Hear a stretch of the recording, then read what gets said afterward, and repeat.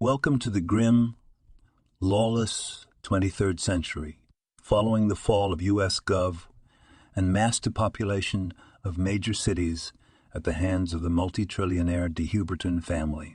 Baptized in radioactive hellfire, a rare mutation makes Turbo a fiercely pumped scrapper, haunted by specters from her past, surviving the post-apocalyptic wasteland one deathmatch pit fight at a time.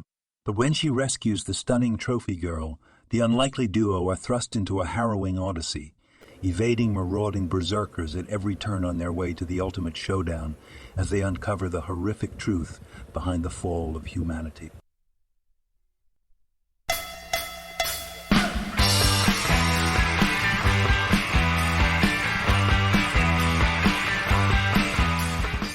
Welcome to episode 113 of the Making Turbo Pitfighter Comic Podcast, where two guys work side by side. One guy's writing and penciling, the other guy's helping the other guy write, and he's also doing some inking. I'm the guy on the right side, Kurt Brugel. Jake, how you doing this morning? Happy Father's Day. Good, thank you, Kurt, and thanks to all you viewers out there. Welcome to another episode. Happy Father's Day to all you fathers out there.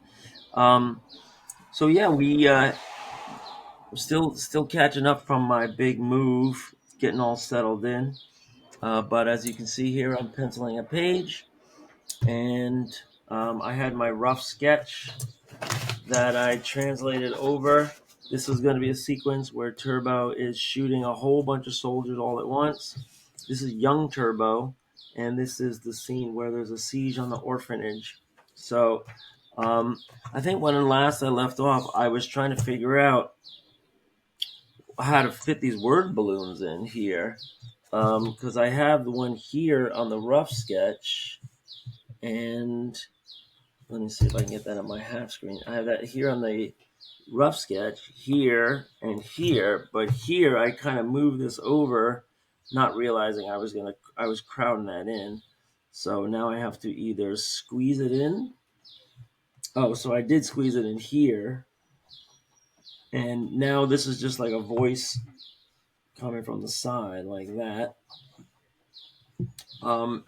And here she's going to be saying, I have to get to Sister Ray. And there's no room really for any other text on this one. But hey, Jake, real question. With that text bubble right off to the left, that's completely by eyeing.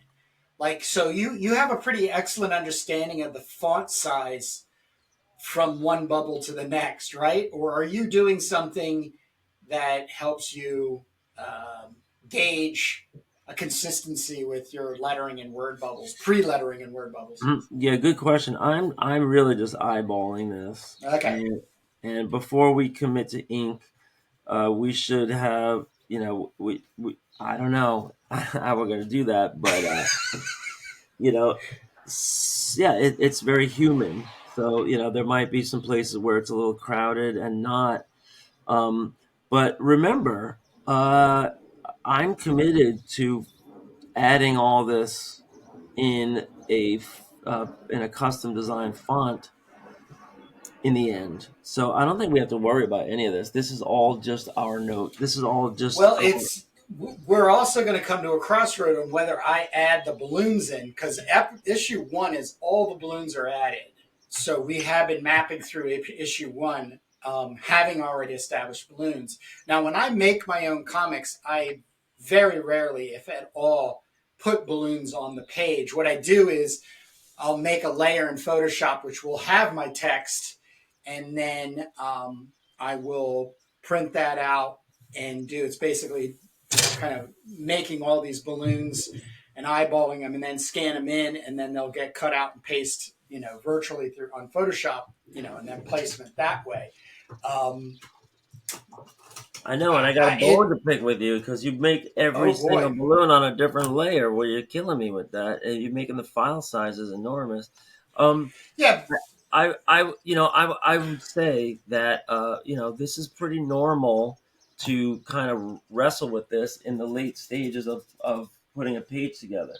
when I was an intern very briefly at Valiant Comics, that was a whole job for the interns there, where they were saying there's too much text on this page and they need to photocopy the art, shrink it down to 90%, and then fit the new word balloon in. And the intern's job was connecting all the backgrounds so that it all fit in seamlessly. And it seems like, kind of a tough way to, to do the workflow if you don't know, from the very beginning how much text is going on the page. So that's isn't that the fault of a fault of doing it in a Marvel method kind of way? In other words, you're really relying on the art being basically completed, and then you're writing or fixing the text, and then getting the captions, dialogue boxes, narration boxes going in, right? Yeah, well, that's a good illustration of why the Marvel method was that way, because time was of the essence, and they didn't really care too much what was in the word balloon, and they didn't care too much what was in the story. These were like guys in their 40s and 50s, Stan and Jack, that were just like cranking this stuff out, and they don't care if it's cheesy melodrama. And and I think the art form got a lot more serious later, and people are like, oh no, these are my precious characters, like Chris Claremont can't let Jean Grey say something like that, So it's so out of character of her. Right, exactly. So now we have these, what I'm trying to do just on a practical level is I'm trying to wrestle with these questions now. How much are we going to say? And you saw in the last round of finalizing the word balloons, we need a shorter word here for, for concentration. Let's ask AI. So, one way or the other, it gets done. But it's a great question. Right now, I'm totally just eyeballing it and just kind of keeping it rough.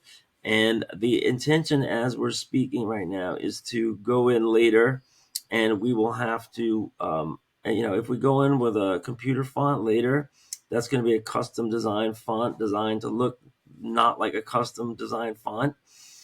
Where, well, you're going to use it. You're going to use it to basically establish placement, and then we're going to give it a personality. We're just not going to drop text in with a handmade font and then run away from it. Because I've already stated in the past that when I get a hold of the pages and I feel it's too repetitive from one page to page, in other words, you're losing, like your criticism of my handwriting, and it getting a little too fast and sloppy, for lack of a kind word. It's still, in my opinion, if it's readable, which was questionable, it's still drawing the eye through the visual aspect of the page. That's just one of the things that I like to deal with. So, and then you're forced, because I just bought a whole stack of black and whites. Some are like whatever that machine was, just types out squares of text, and they taped them, pasted them down, or they handwrite, and it's just like you kind of fall into the space where you're reading something you didn't think you'd be reading, but it feels like it's a part of the art. There's a lot there. We just went through a couple of weeks of me going over Kurt's hand inked text, and it was not readable in a couple of places, and a couple of places it was me just getting anal and fixing it up because I was there. And I'm like, all right, well, he's using an ink pen that's really splattering here and there. Yeah. And so I was cleaning some of that. But then in some places, I was leaving it because it kind of looks cool and it goes with the rough cut look of the whole thing. And then in some cases, it was just the mood I was in at that minute. Because, once it's readable, once it's actually legible, then it's just a matter of taste and a matter of, aesthetic. Do I want to spend 5 minutes cleaning up every little splatter here, or do I want to spend 2 minutes? So it all just comes together in that way.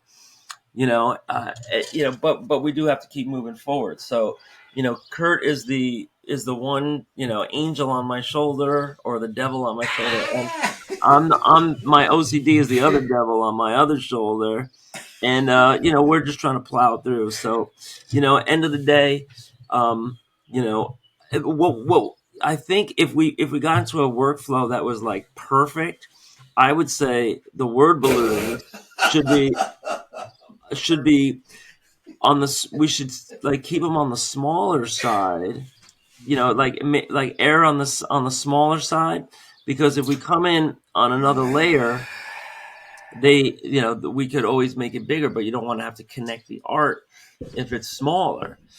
So I mean, I the thing about the word balloon, you could always if it's on a separate layer, you could always make it small, you could always make it bigger and cover a little bit of art here and there. But if I needed to make it smaller, well, then we have to clone the background, and we have to draw the background or whatever to make it right. So I mean, because the nitpicking, and this is, I think, this for me is a very exciting aspect of our relationship as two people working on the same idea, concept, comic book, is, you're very Marvel method, and I just would lack of a term, call it free-forming.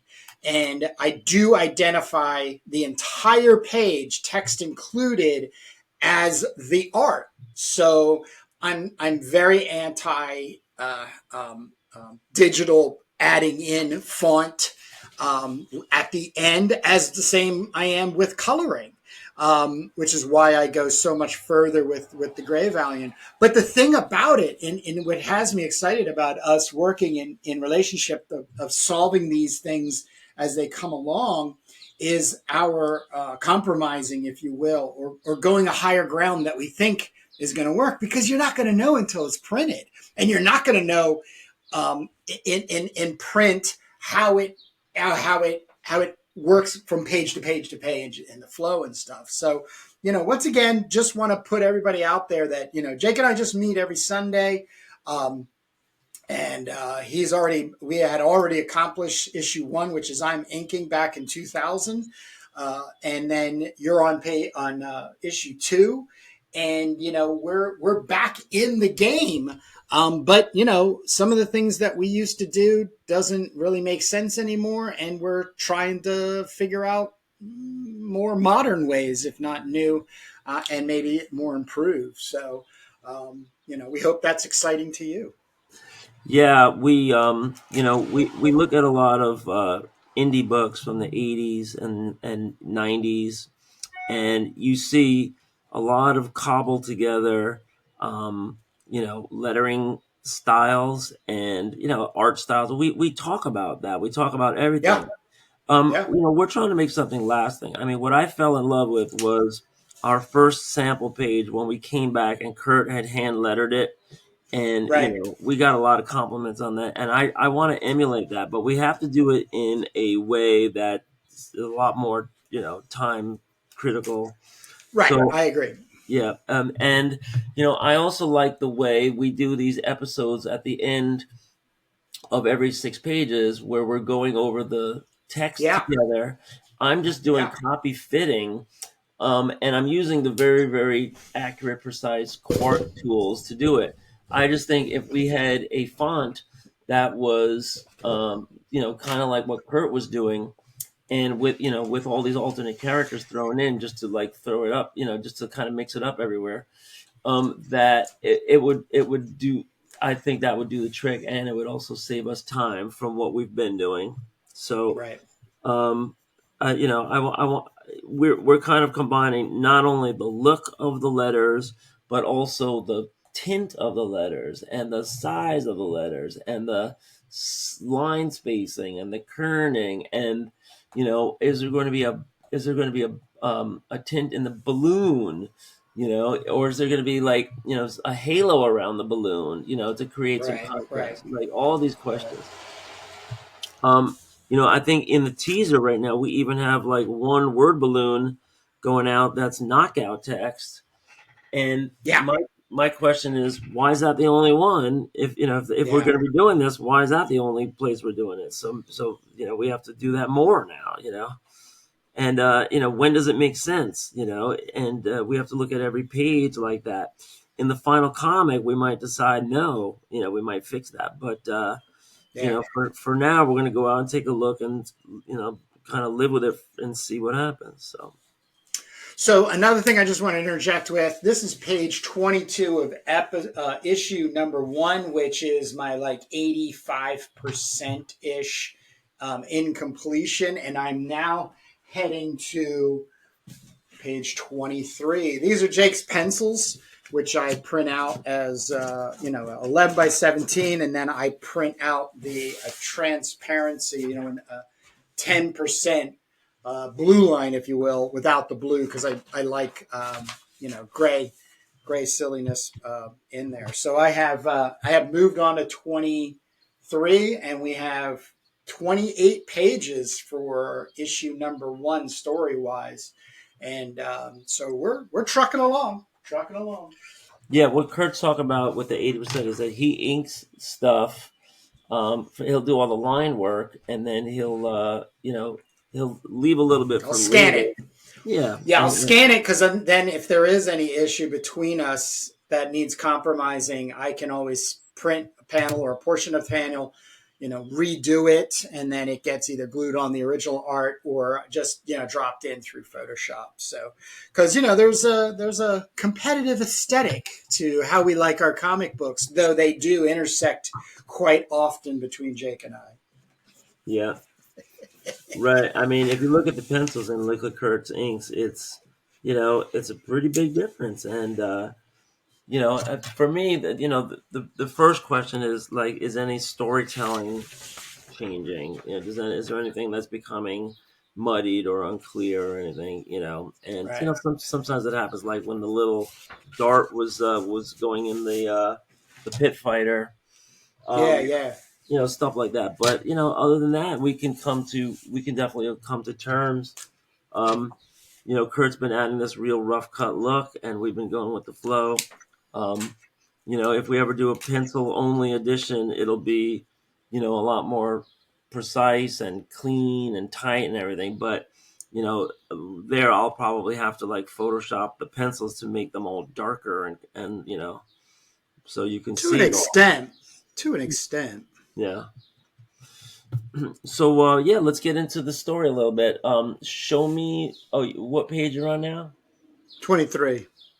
Right, and this is where she gets into the cab, right? Yep. Right. Now she's making her way. Well, she's out of the cab, and this is where Turbo is has circled back. She just finished the whole grabby cabbie, the grabby cabbie scene, and now she's being molested by a bunch of mutos, and now about ready to be tortured, but but this is great too, because I want to play up a very sub character, which is we got the robot ice cream driver. Yeah, Gopher.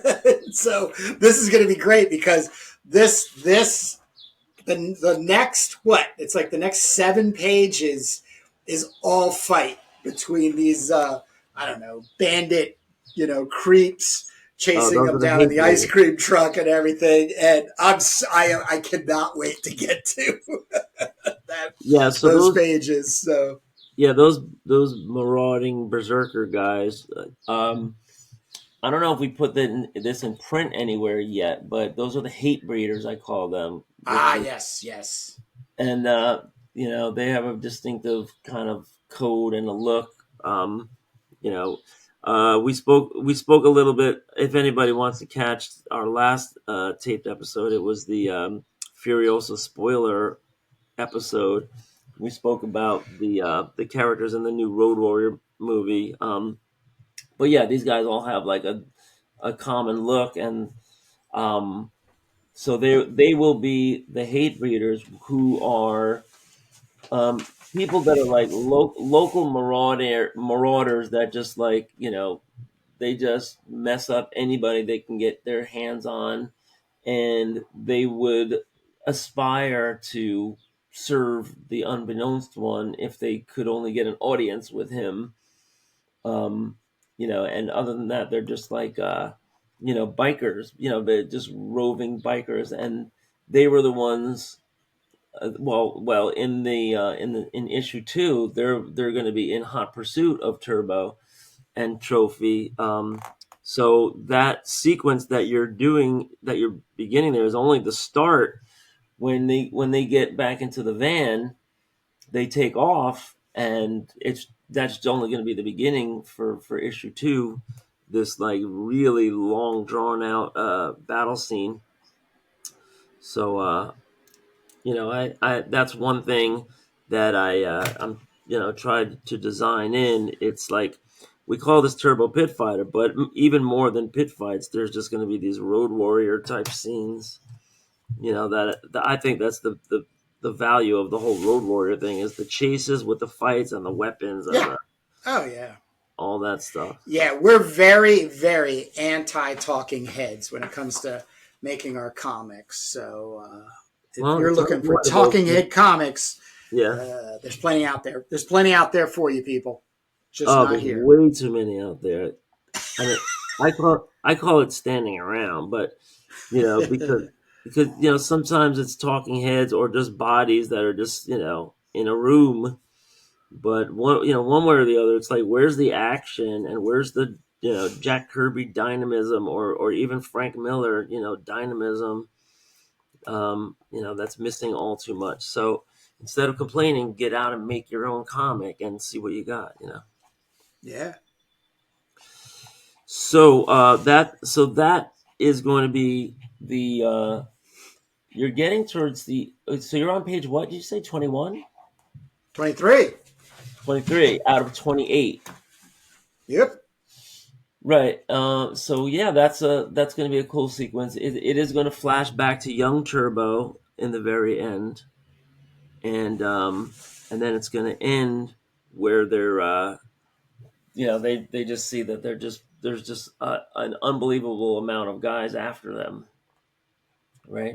I think that's the big. Wait a second. Let me just double check. I have the folder open. Oh, that's not the folder. This is the folder. All right. So yeah, 28 pages. 24. Yeah, there's a street scene, a page and a half coming, and then there's a flashback to the beginning of the comic where what are the God, I wanted to call them Terminators, but they were just the people that were the RM the RM that have executed Turbo's mom and dad, and then you've interspersed some more fighting, and 27 is the RM are coming. And I don't even know, the last page is a great page, but I'm not going to spoil it because it's got some really good teasing for issue 2. Right on. So we're making the comic, so it's okay to tease. It's okay to spoil. This is us making the comic. So this is going to be exciting, and as we do these pages, we're thinking ahead, to issue 3. I haven't really started to lay that out at all yet, but it's going to be young Turbo is going to be breaking into a prison, and meeting Elevena. And old Turbo is going to be, she's going to have a pit fight. There's going to be this kind of like intermediate pit fight for her to try to qualify for the nationals. So it's going to be great. We're going to, take all this experience we have, and we're going to plot out, this comic. I think the story should be getting better and better as we go, because when we started plotting out issue one, it was 20 something years ago, and we were just like, wow, this is an idea. This is an idea. All I know is I wanted it to be a post-apocalyptic road warrior type landscape. In fact, let me see if I dug up. Look what I dug up. Let's do some show and tell, Kurt. So I found some old sketches that I have here, and this was for Turmoil on the Planet of the Sex Robots, now titled Turmoil on the Planet of the Pleasure Bots. But this was kind of like a mechanism where there's a battle suit where they wear a prisoner on the front. Like she's like attached, because this was like the gender war. Males versus females, and in order to protect themselves, they wear a prisoner on the outside of their battle suit. Jeez. And so there's all this, right? Because that's one of the themes in Road Warrior is that they have the prisoner like mounted to the vehicle right in the front. Remember? Yeah. What else do we have here? So here is this, I guess, like just little blurb sheet I made where it says Turbo Pitfighter set in a violent post-apocalyptic road warrior type world. Our heroine is an attractive yet built adventurer who just happens to be a lesbian. She's every bit as man as the fellows she battles in the pit fights, the big sport of the day, where prizes to be won include slave girls, radioactive currency, and black market survival gear. On her way to the big deal annual. On her way to the big deal annuals, she travels across the wild, busted up highways in her souped up good humor truck, trying to win the favors of the stunning but heterosexual trophy girl, and among others making enemies of a fierce collection of roving maniacs called the Hate Breeders. Lots of action, violence, machines, high-speed chases, gimmicky villains, explosions, and of course, frantic pit fights. This was over 20 years ago. Here you can see the copy for Turmoil on the Planet of the Sex Robots. Steel plate, which I haven't really spoke about that much. That's a crazy idea. And then here, kill crazy priests in space, which is the kind of like that development on the mining planet. But here is some notes that I made and some sketches. This is like the rough layout of the Turmoil saga. So I'm looking back at some of this stuff. Look, full scripting. Full scripting. Can you believe it? So maybe I'm having flashbacks to. I remember reading all that, because the thing is back then we never knew if we were going to print it ourselves or we were going to try to get somebody to print it for us. So you were very avid about like having all of this other, having all this material basically is like a part of the kit to sell it. You know what I mean? And I remember that. I don't even know. I know I have scripts hanging around from you in 2 FedEx folders, but for the most part, anytime you sent me anything or we were hanging out and I was, you're all here, read this, and I'm thinking, oh, it must be, I'm like, holy crap, we gotta do this. Well, it was obviously a lot more adult than we're looking to make it now. But I would like to make this as an offshoot of what we're doing here. And so, I have JP Torres who's waiting for me to send him some. He wants to do some pages, and I am going to have him do like a page here and there just to throw in some work. But I haven't really decided what to do. This might be it right here. But it's so this is wow. There's a lot of plotting here. I just didn't get too far on the full scripting, but there's plenty of material here to mine, and so I think that might be the next way to go. Also, while we're on show and tell, I made a sketch for you to see. And this is going to be one of the mechanics in the Mech Tech Guild. Oh man. And I named him Osvalde. It's Whoa. pronounced Ovalde, but it's Osvalde. He uses nanomites to build and repair tech, a rare mechanic indeed. He still uses television goggles, so he has constant security is necessary to make sure nobody tries to take his television goggles. I think in the time of Turbo, television goggles are going to be very rare, but in the time of Elevena and on the way up to the destruction of the Earth, they're a lot more common. Elevision goggles, of course, allow you to see visual representations of the nanosphere, right? And which includes not only interactions of subatomic particles, but potential interactions, which is extremely valuable because then it becomes like a video game. You know, I liken it to like Mario jumping up and getting a coin.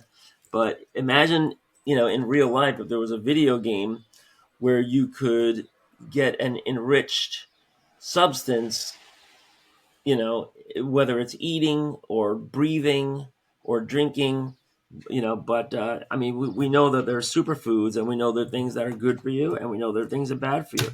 Imagine if you can see in a visual representation of the nano world what that looks like. That's what television goggles are, and that's why they're so valuable. And you know, when it comes to repairing things, you know, or when it comes to nutrition, there's just, you know, a whole invisible world there that becomes visible. So that's another sketch for some character development, because in the later pages of issue 2, they're going to be encountering some of these mechanic guys in that final scene where they're in the that little like mechanics cave, right? And so Right. yeah, so that was about as much sketching I could do when I was sitting on a school bus. Instead of wasting time, that's what I do. This is page 19 I'm working on here. So yeah, we got to grapple with some interesting things coming up, not only in this page, in this issue here, issue 2, but you know, beyond, because we're really tying it back to the world building that's going on for our Substack plans, right? Yeah. Which we're going to be getting off the ground soon, right? Whenever the teaser comes out, we have to follow Yep. up with some Substack action. Yeah, that's going to be. I got to get the teasers printed, and then which I'm looking forward to this week, which is the week of the 16th. That being done, so I'm hoping I'm hoping this Sunday, well, the next episode I will have them.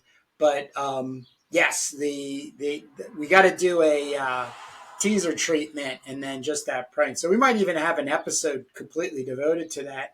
And I might even just try to jump on the Doom Mag's Substack account and do a screen capture while I'm working, and you know, just kind of give people an idea of what that is all about. Because I'm a huge proponent of having a website. Now, having a website, and I don't want to get too wordy about all this, you know, it has many different looks and feels and going about. If you are only living off of, as an artist, no matter if it's comics or not, Instagram, you're doomed. End of story. You're doomed. If you have your own website, kurtbrugel.com, like I do, crownthebarbarian.com, doommagazines.com, so on and so forth, then you're going to be better off in people finding you in a search. But Substack, I use that because it's a 2-in-1. It's kind of like a newsletter meets a blog. In other words, when you have subscribers to your Substack, when you schedule a post for the public, it's going directly to someone's email. And I do this with the Gardner Francis Fox Library, has its own Substack, and every Monday night and Thursday night is a chapter from a vintage story book. So just to plug that a little bit, but so we'll be doing something very soon, and obviously we're going to have to because of timing. Yeah.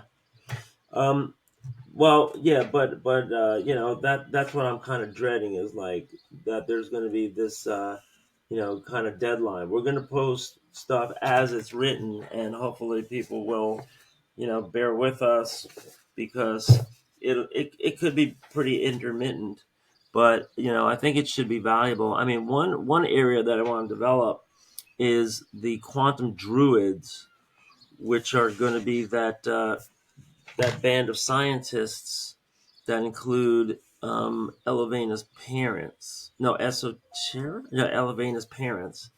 And they're going to be developing all of these, like, hyper modernized, discoveries, and so much so that the U.S. government, lets them know that they're in danger, and hides them in a remote campus in the, like, literally in the woods, and that's where Elevena is going to Esoterra is going to grow up.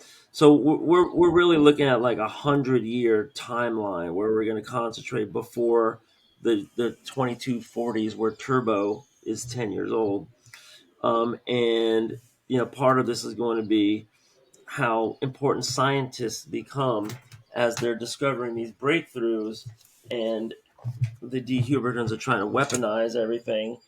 They're trying to, like, advance society, but it ends up just being a war against the weaponization of their own,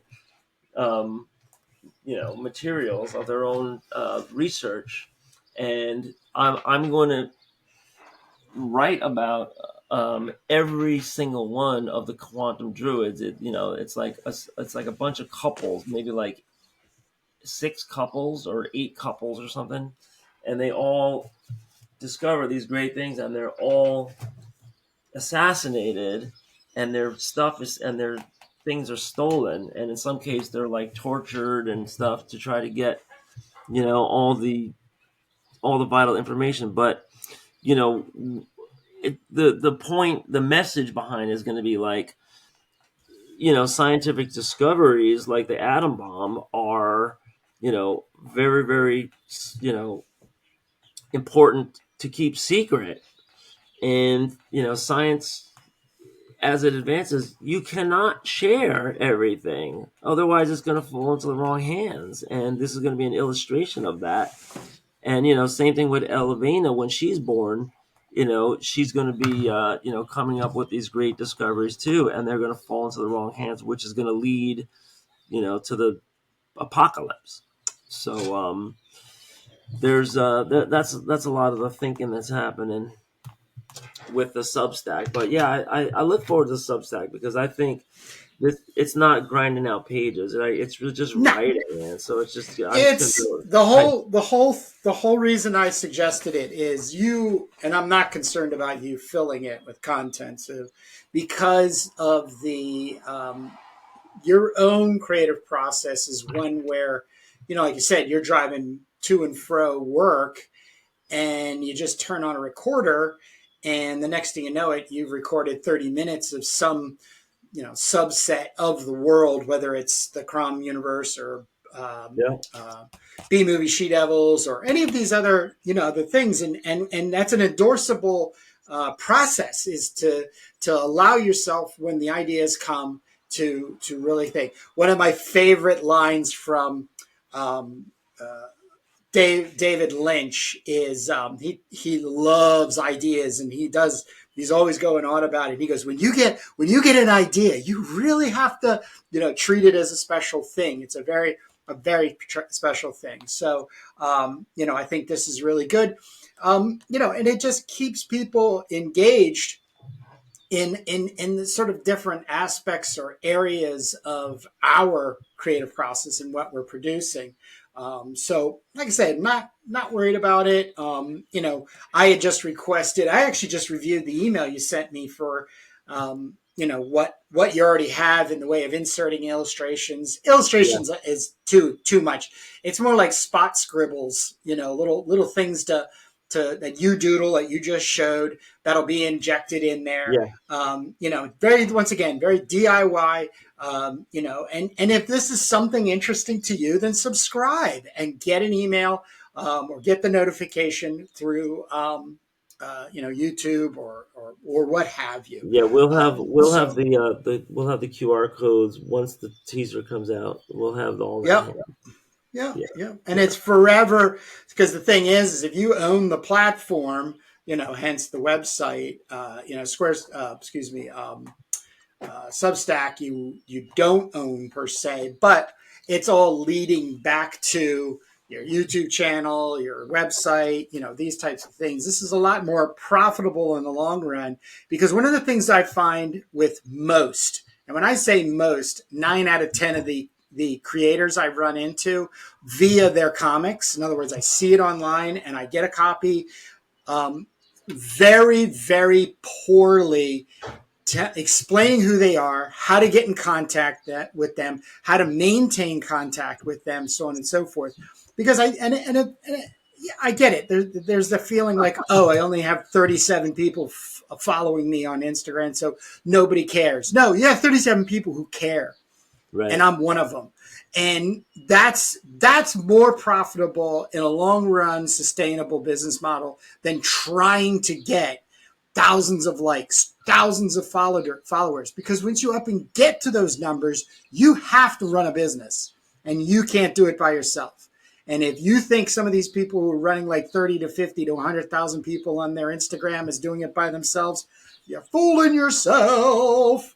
So what happens if you're a recluse, though, like Steve Ditko, that you just you just want to make the pages, turn it in, and you want to deal with a company? So it's not sustainable. Yeah, it's not sustainable anymore. That's those days are over. They're over, because there's no sustainability in getting a page rate that's greater than $100 for the whole page. I'm not talking about just getting $100 for a pencil page. We're talking about a very saturated market. Most of the books out there being printed is somewhere between indie, and I'm talking indie. It's between like 500 to 1,000 copies, and I don't care how cheap you're getting them, how many you're moving out, but 1,000 copies to run a business in profit once every 3 to 6 months. It's not that way anymore. So it's way more about your long game.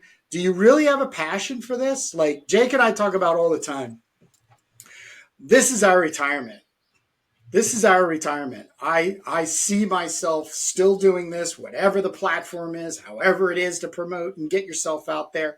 I'm way more about the community than it is about getting followers and sales, because in the long run, I think the commitment to your community and the community's commitment to you is where it all happens. So, Jake and I are in our 3rd year right now. We just started our 3rd year for Turbo Pitfighter here on YouTube. And there's some proof in this pudding. So once again, follow us, stay committed.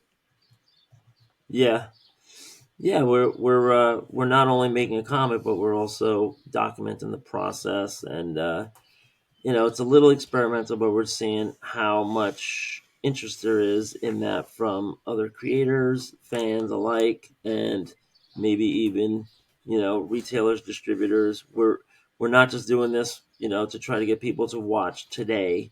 We are we're banking these episodes, and we're going to be keeping them available so that people, when our first issue is finally out and in stores near you, that people can, if they want to, they can go back and see the making of every page and the thought that went into it. Like I just hit this sequence here where it's like, Oh wow, I have all this room up to the trim line. So this line right here is the trim line, and in my sketch, I just kind of have, oh well, this is the building that's on fire with some windows. And I'm like, you know what? I'm feeling a little lazy. I'm just gonna make a big ka-chow there instead. So those are the kind of the things that come into play. And So yeah, we are definitely coming on our 45-minute mark. We always like to keep ourselves bite size, and let these people get back to reading comics, making them if they choose.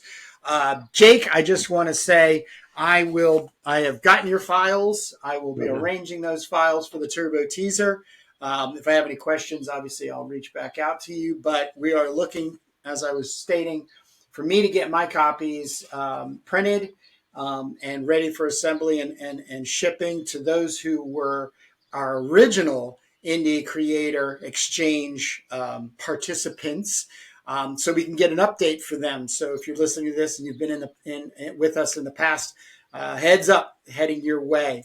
I have also gotten a print, an artist proof copy of my Crom Collected, which is 140 pages of Crom goodness. I worked with 5 other guest artists. I'm just going to tease a little bit. Jake is going to come over to the Crom updates, which is on my other YouTube channel, which is Kurt Variant Inker on YouTube. KurtBrugel.com. You can find updates. I update my website every week on what I'm doing, what's happening, everything else going there. And of course, Crom the Barbarian, where I also release weekly updates with other artists that I'm working with. So I've got a lot of excitement. Jake's going to join me for a feedback, an artist direction feedback, so I can then put the final touches and corrections on this book. 140 pages, 3 sections, which is my 4 stories that I upgraded to the grade values, the original stories from Gardner F. Fox, John Junta, Jack Katz, and then a prose story called Crom and the Warlock of Shardor, which is the transforming of Crom from let's say a good guy to a bad guy, because the whole kind of directional lead I'm doing is I'm taking this silly little boy who's a sword and sorcery character and swashbuckling, but he's going to end up being the dark god that Conan the Barbarian worships. So with that being said, Jake, do you have anything for these good people before we let them get going? No, just on the outs. People should know when we're talking about Turbo Teaser, we're talking about a 12-page sampler of the comic we're making. We're putting it out little by little as we progress, so that people can see, and there's all kinds of bonus content in there. So we have the Turbo Teaser coming out. If you're watching this, it's probably, most of you watching this will probably already be out, but if you want to get a copy of it, just go to, reach out through our YouTube channel or go to kurtbrugel.com and you can order a copy for a couple of bucks, right? And check out our other channels. We do flip throughs on comics that influence, which I love doing too. And we also do juicy creator interviews on our other series, which is called Indie Creator Exchange. So that's it, everybody. Have a great Sunday. All right. We'll see you next week, Jake. Yep.